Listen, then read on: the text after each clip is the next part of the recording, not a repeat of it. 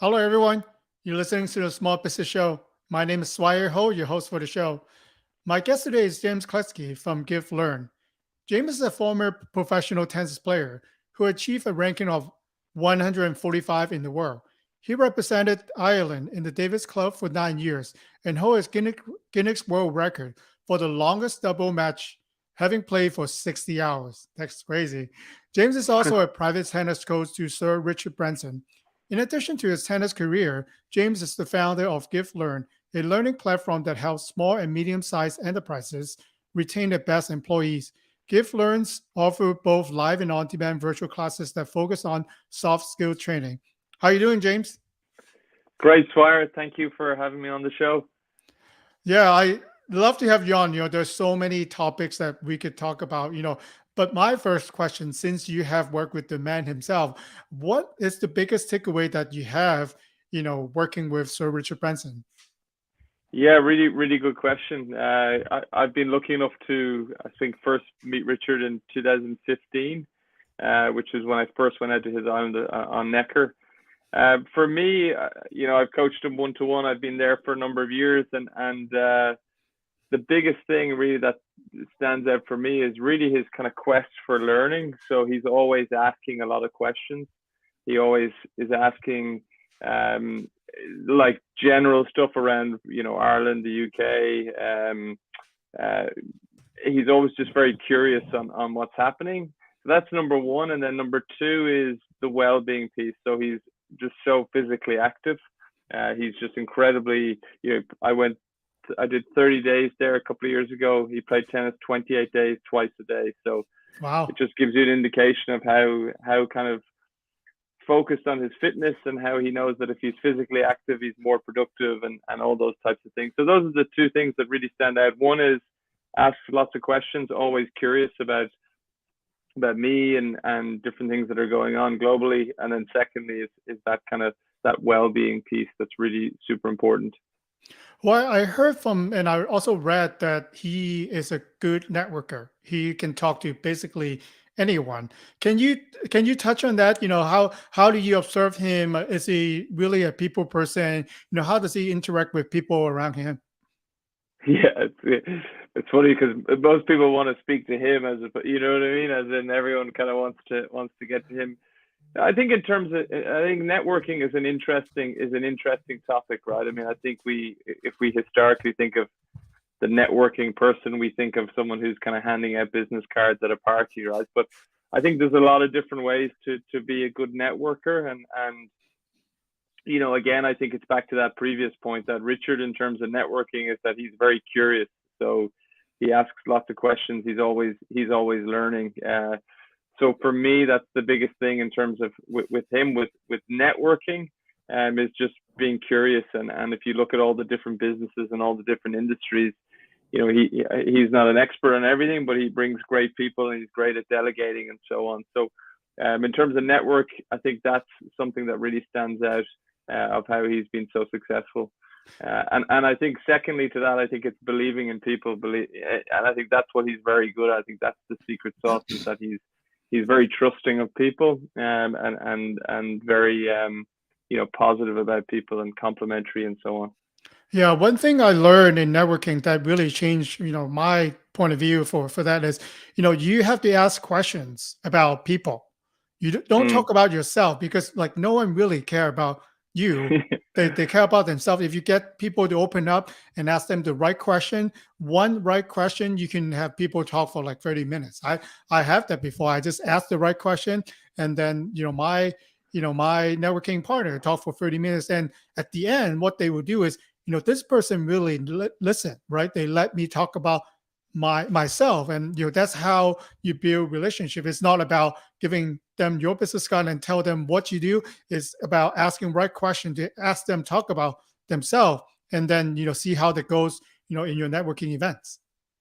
Yeah, and I think for me, it's around how can you add value to the other person. So how can I help you, right? And there's no type of agenda there, but it's almost believing in the universe that things come back around and so on. And then the second piece to follow on to your first piece, Wires, is as I'm sitting here speaking about myself, I think people love speaking about themselves. So, we meet people and we can kind of walk away and go, geez, he or she is just a really good listener, right? And there's actually a really powerful thing. I think it's a really powerful thing to be a good listener and to kind of listen.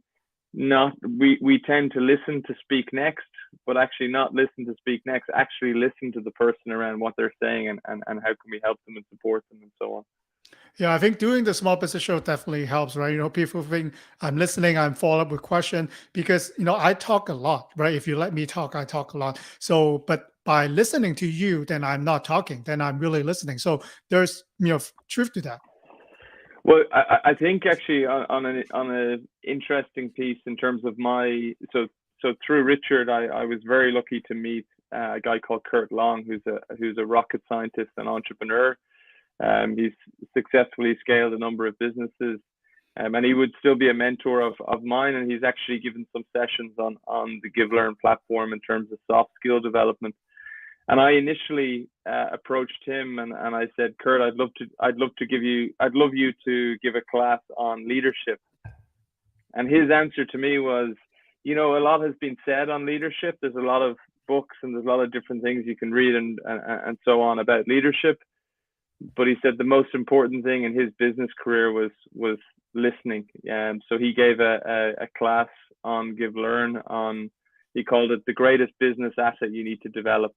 And the topic was listening. So I do think it's something that we probably don't talk enough about as business owners, and obviously myself as a business owner, we're always kind of we're going in to sell something or and so on, and actually listening to the customer and listening to the client and so on, and actually what can we learn from them and how can we serve them better.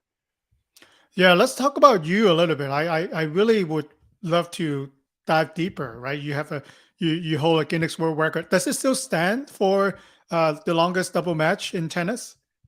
So I actually found out that it was actually broken about 6 or 7 months ago. So Really? we held it for a couple of years. Yeah. So we broke, just for your audience, we broke the record for the longest tennis doubles match. So we played for 60 hours continuous tennis. Do you rest, or you have to, how does it work?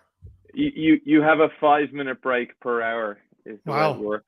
So it was yeah, when I think it was a group in Australia broke the record, the guys who I broke the world record with text into our group and said, should we get the band back together, ? And I think there was a consensus where we said, we might give this one a miss for now.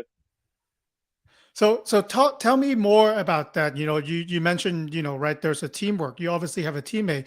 Do you kind of know what each other would do when you go on, or how do you rely on your teammate? Because obviously, you have to cover, your partner at some point because, you both might get really tired or, just don't want to play anymore, right?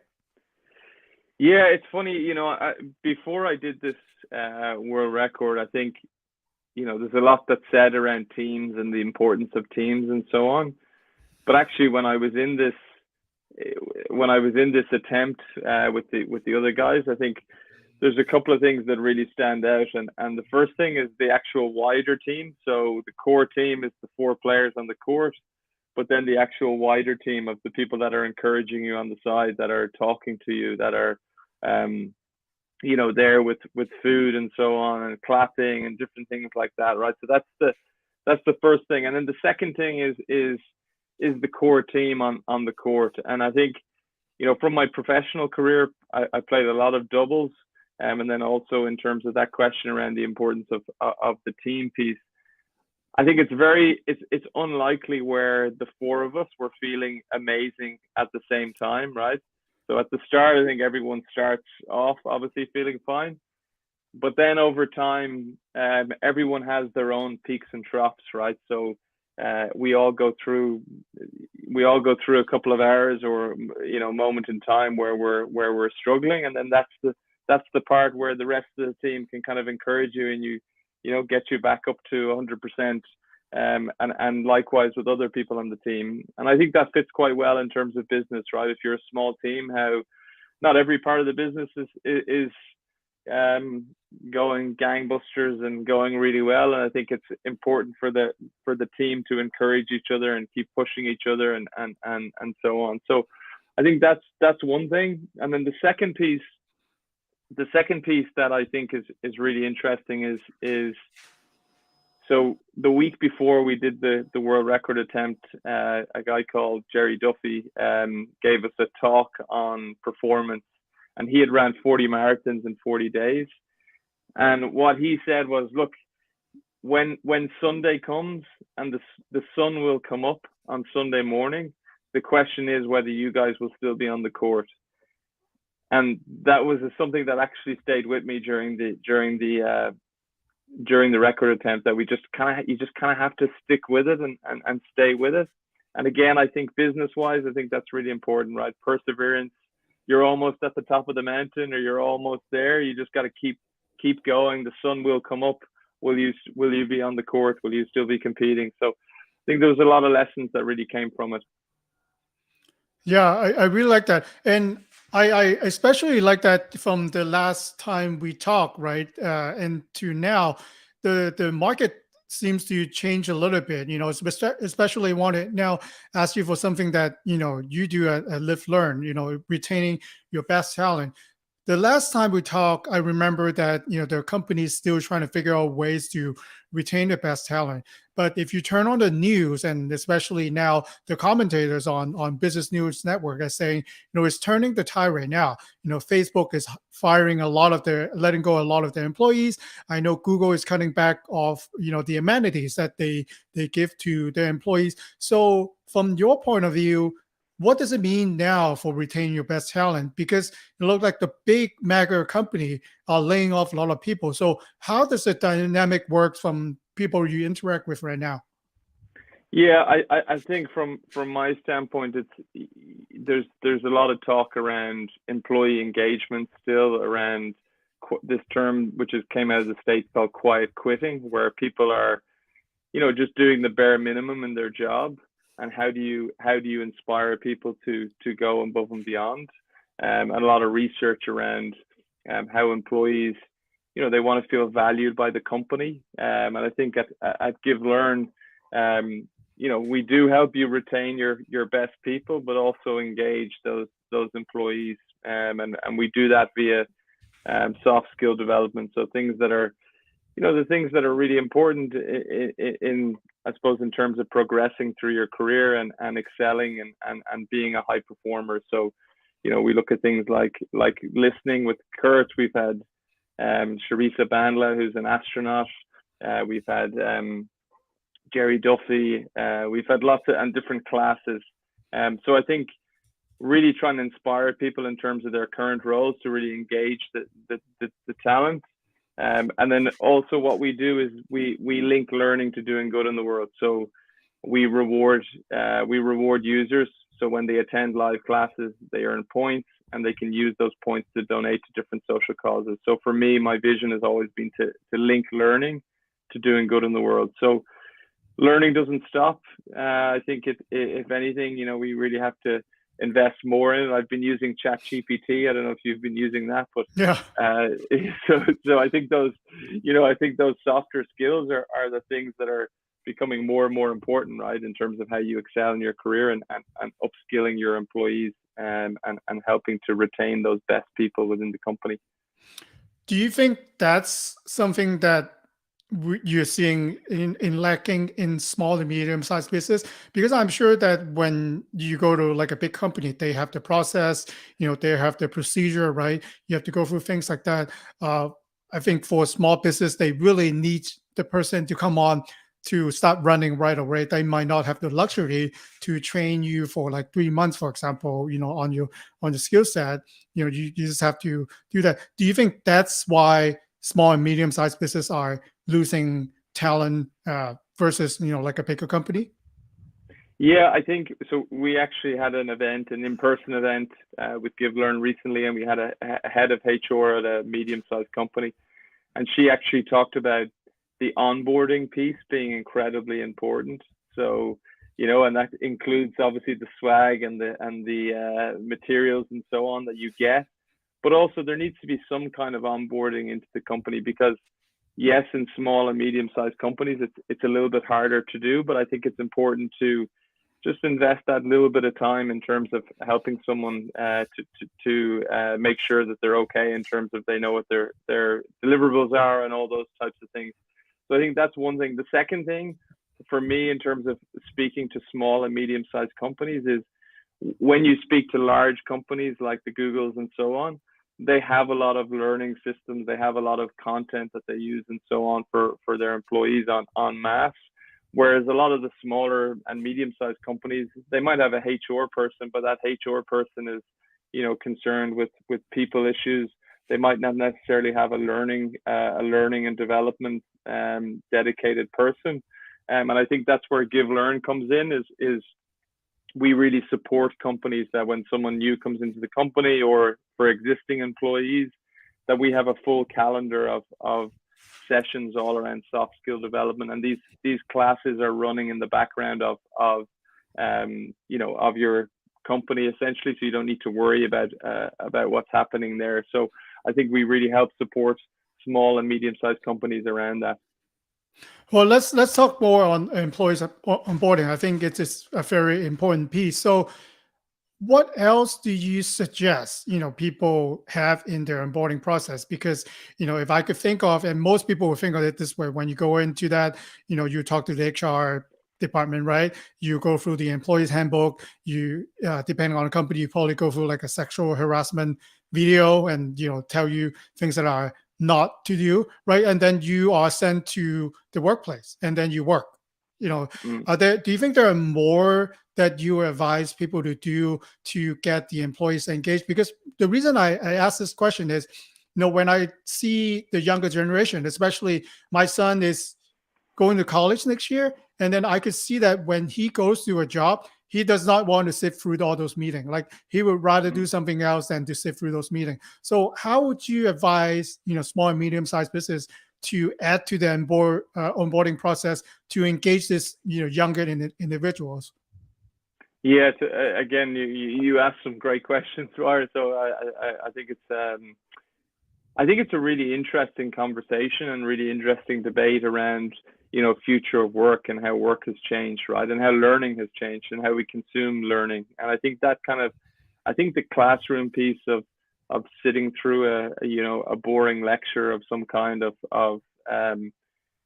taking in the information and almost like a tick the box exercise, I think that really has to evolve and change, right? So I think that your piece around someone kind of going through this training and sitting there and listening to and the handbook and all that sort of stuff, I think it has to be much more collaborative. So I think you have to create a culture where feedback is valued and employees can give that feedback, and obviously things will evolve and change based on that feedback. So for me, and also I should say as well, as obviously a lot more people are working hybrid, right? So they're not actually physically in the office, and that creates its own challenges. That someone starts in a company and they're mostly working hybrid, they can't ask the person at the desk next to them, they can't go for lunch and with that person and kind of, show a bit of vulnerability and so on. So I think companies have to be creative around how they actually onboard people or engage their current employees. And I think there's things you can do, whether it's offsites for groups or bringing groups together and more kind of a collaborative discussion or a collaborative learning. And I think at Give Learn, our classes are all very collaborative in terms of the sessions, that it's not just a lecture type session. It's users actually being able to engage with the presenter and other users and so on. So I think those types of things and being creative around it. I also, secondly, and again, it depends on companies' budgets and all those types of things. But one of the things that I found really helpful for me, so when I was on the Irish Davis Cup team, we had a manager of the team, but then we also had an executive coach so performance coach / sports psychologist.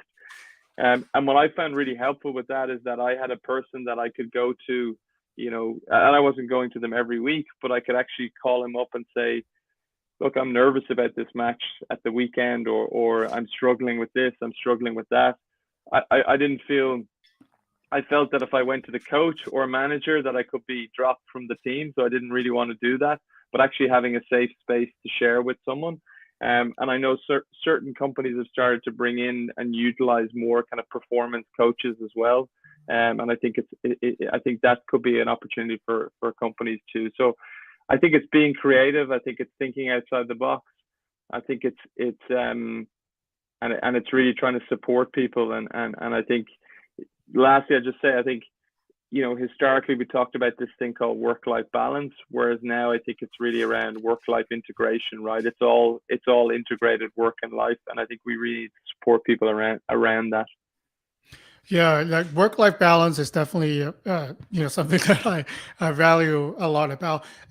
What do you think about having a clear mission statement? Because for people, especially in small, medium-sized business, they are not as clear as a mission than versus a bigger company. And I noticed that a lot of the younger generation who actually take less money to work for something that they really passionate or support about.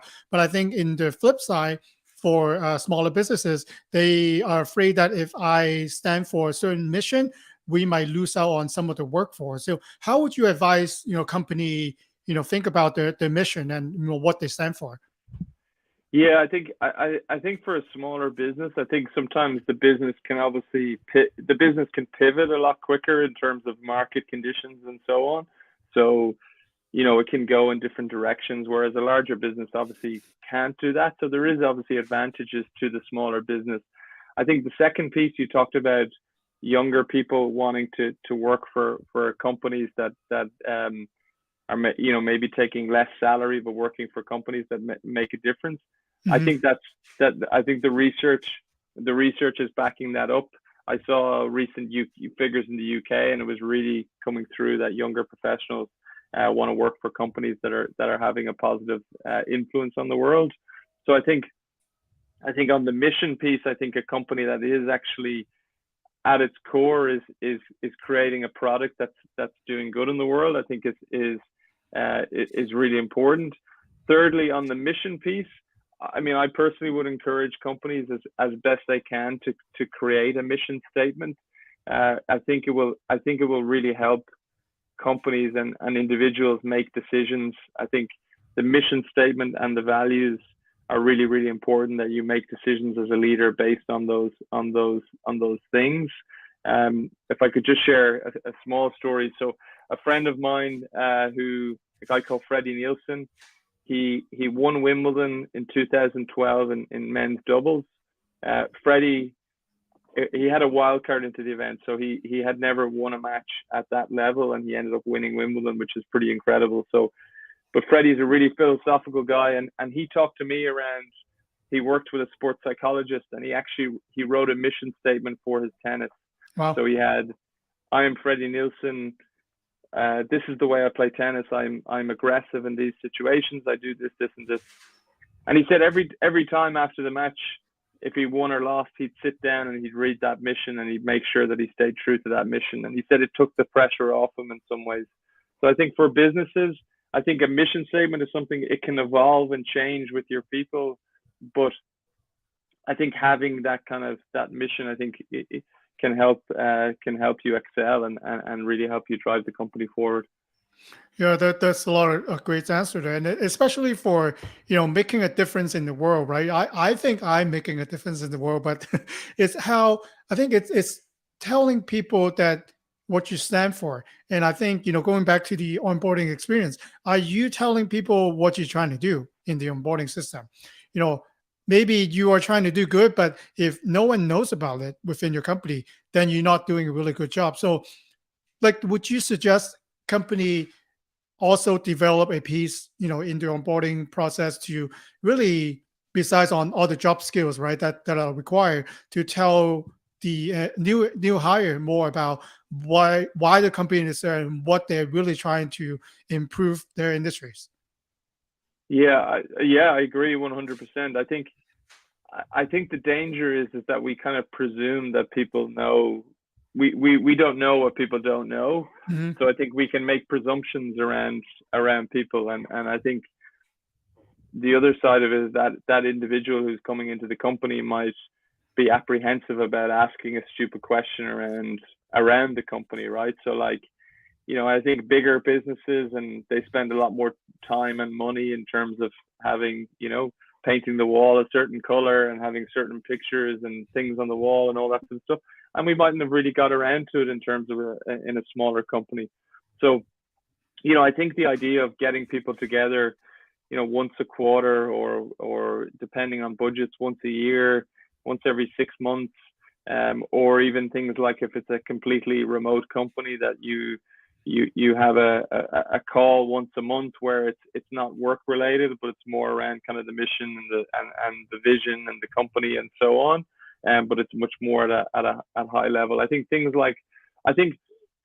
biggest thing is that for people is and the research kind of backs this up, is that people want to feel part of something, right? They want to feel part of a vision. They want to feel part of something they're creating, that they're involved in, that they're all kind of moving together. And if I can, one story from Richard actually was, I remember there was an air hostess who now, she was an older lady, and her daughter was now working on Necker, and she actually shared the story with me, saying that she was one of the first air hostesses, and she said that Virgin didn't really pay that well at the time, and she said that Richard would get on the plane, he'd have his notebook in his back pocket, he would say to the air hostess, or to her, he would say, what can we do better? How can we make Virgin better, and so on. That you felt part of like this airline that was going up against the big boys, or whatever way you look at. So I think I think people want to feel part of something, and it's thinking outside the box, and how can you make them feel part of that.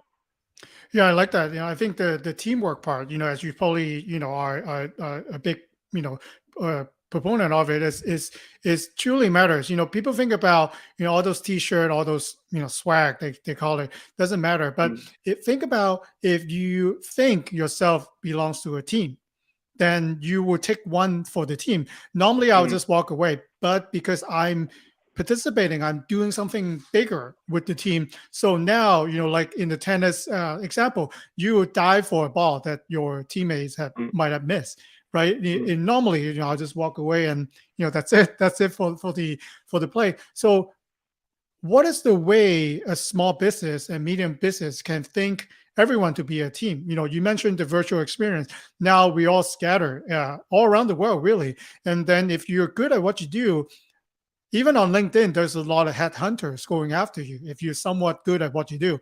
So how can really a leader think of creative ways that makes people think as a team? You could play games, you could do, corporate products, or you can do like, sessions that James hosts at Live Learn. So what are some of the practical ways that you could advise small and medium-sized business nowadays to create a better teamwork for the company? Yeah, I think I think the question is fascinating in two parts. One is, I think, in a pre-COVID world, what a team was, and how everyone was kind of working together, maybe in an office and so on. Secondly, I think in this kind of new world where, it really depends on the companies and their working practices and so on. I think in terms of high performance, I think the first and the most crucial part of it is actually setting do you want, if you call it, the rules for engagement, or the standards of the team. So actually setting out, what are the standards? What are we known for? So when we're not in the room, what do people say about us, right? So that for me is really crucial in terms of setting that ethos of the team, and how we are known, essentially. And then the thing I think is really important is the concept of raising your standards, right? So your standards. So I was one of the best tennis players in Ireland on the Irish team or whatever, and I thought I was training really hard.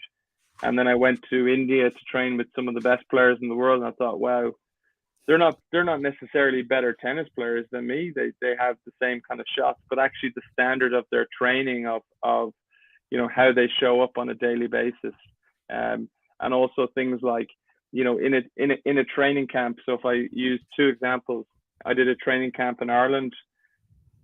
The player who I was playing with, he didn't run for a ball.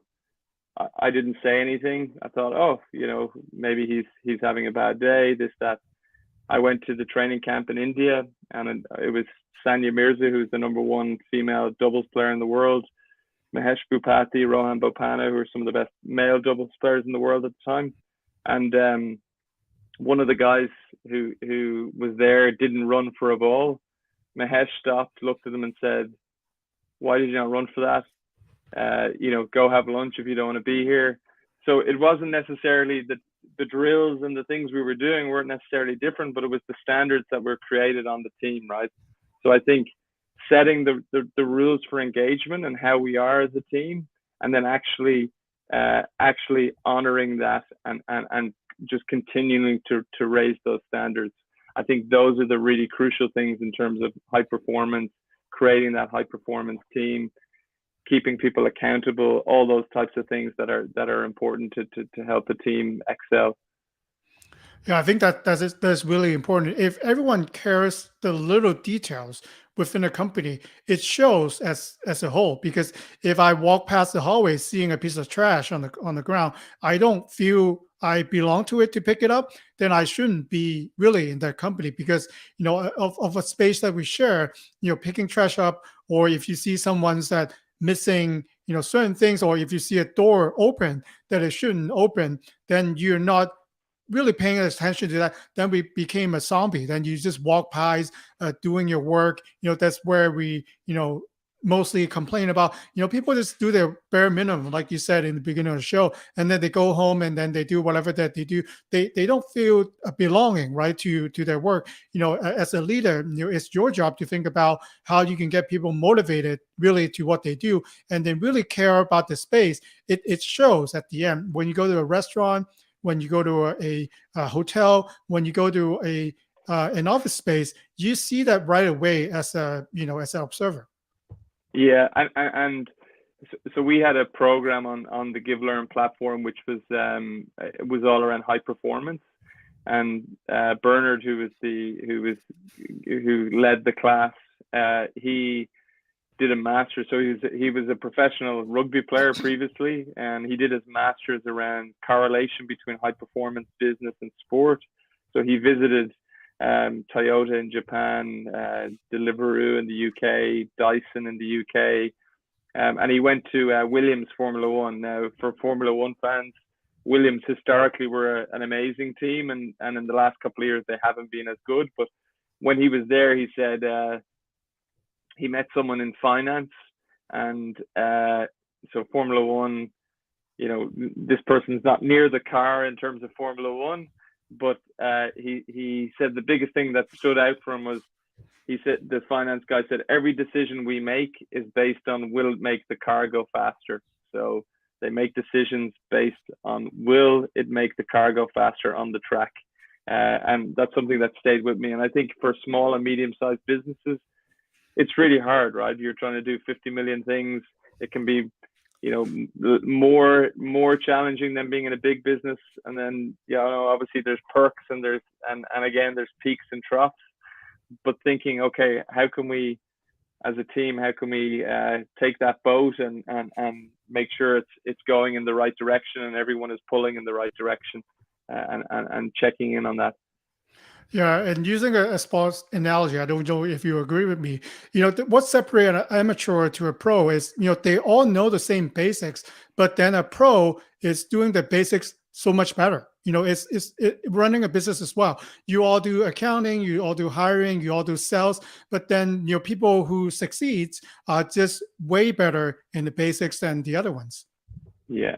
And sometimes it doesn't even have to be way better, right? I mean, that's the other thing. It can be a little bit better, or it can be, putting yourself in the situation, putting yourself in the right place at the right time. It's like, what's the saying in sport? The harder I work, the luckier I get. So like different things like that. But I also I think that's evolved into saying, well, you have to work smart, right? So it's not all about putting in 50 million hours. It's about actually working smart. But I think to use another sporting analogy, it's like a golfer who's on the tee, and he's driving, or she's driving the ball, 200 yards, but driving it into the river.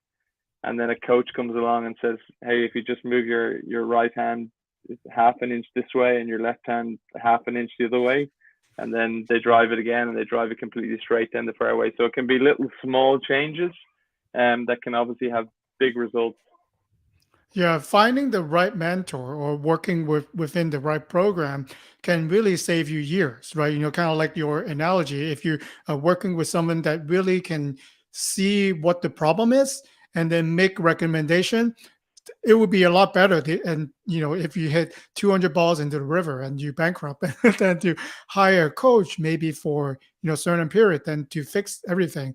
Speaking of that, James, what is how can we learn more about Live Learn, and if listener want to get in touch with you, what would be the best way? Yeah, so thank you for that, and yeah, so you can go to givelearn.net. So that's www.givelearn.net. There's a questionnaire there which you can answer. You can contact me via there. There's also some classes there which you can look at as well in terms of our sessions. And I'd love to hear from you, and would love to show you the platform and what we're doing for small and medium-sized businesses. I'll definitely include the website on the show notes. And James, thank you so much for coming on today. I learned a lot. Thank you, Swire, for having me. And if I could just say, my email is j.cluskey@givelearn.net. Okay. All right. Thank you so much. Thank you, Swire.